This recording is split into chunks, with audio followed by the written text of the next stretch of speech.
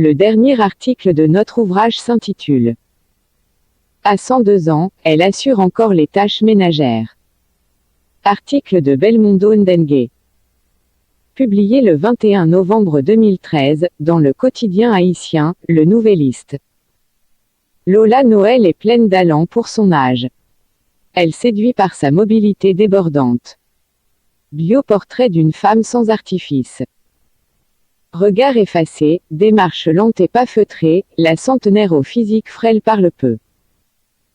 Son look très girly est bien à la mode sous d'autres cieux.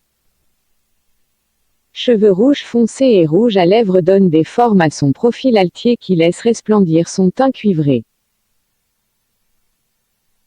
De parents haïtiens, Lola voit le jour le 11 décembre 1911 à Santiago de Cuba, région où émigrent des centaines d'Haïtiens au cours de la première moitié du XXe siècle.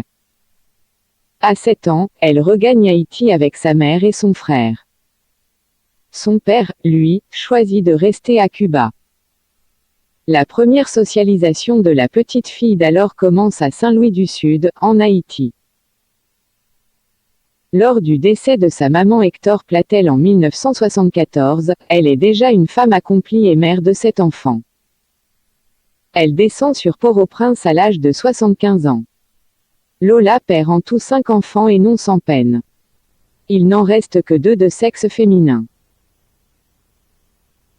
Elle cohabite avec Platel Marie Lomita, 54 ans, la Benjamine, et Jacques Guerline Platel, l'aîné âgé de 66 ans, dans une maison située dans la commune de Carrefour, au sud de Port-au-Prince. La vie d'autrefois était plus belle que celle d'aujourd'hui. Avec 5 gourdes environ 0,40 $ américains, on pouvait préparer un repas, explique-t-elle à voix basse. De son point de vue, la dépravation des mœurs dépasse tout entendement, on est obligé de s'adapter, lance-t-elle, résignée. Pour se rendre utile, Lola tient un petit commerce de gaz lampant sous la galerie du domicile de sa fille Lomita. Cette dernière, en plus de son épicerie, propose des sandwichs, des plats de spaghettis et des jus de fruits ou de tubercules à une clientèle de noctambules assez régulière.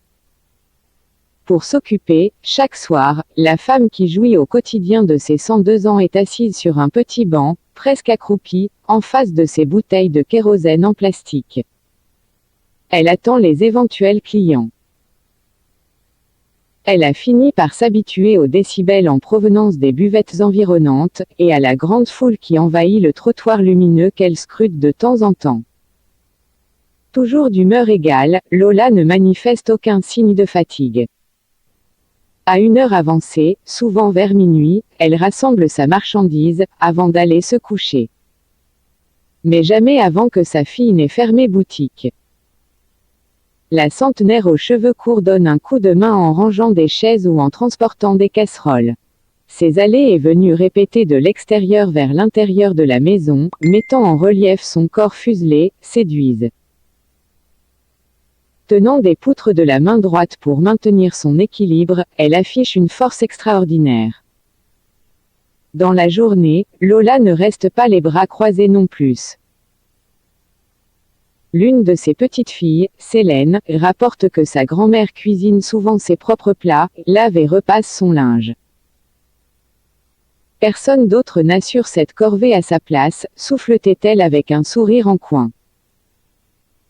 Lola ne connaît pas de maladie psychosomatique qui terrasse d'autres personnes de sa génération. Elle n'a ni tension ni diabète, confie sa fille Lomita, devenue la mère de sa maman, au fil des ans. Elle lui rend la politesse et prend toujours soin d'elle, au moindre malaise. Pas de formule magique pour expliquer la longévité de cette haïtienne qui ne roule pas pourtant sur l'or. Lola a fumé jusqu'à un âge avancé pour calmer son chagrin, suite aux décès successifs de ses enfants. Désormais, son addiction à la cigarette appartient au passé. Elle croit en Dieu et prie beaucoup. Chaque année, elle ne rate pas la fête patronale de Saint-Louis du Sud. C'est l'occasion d'aller à la messe et de se confesser. Un rituel qu'elle a conservé. Son cœur est pur. Sa vie est soutenue par le ciel et ce qui lui reste de famille. L'exemple de Lola donne à réfléchir. Elle prouve que l'humain peut vivre le plus longtemps possible, et afficher une excellente santé, malgré ses faibles moyens économiques, qui n'aurait pas aimé être à sa place. Sachez que Lola est encore vivante.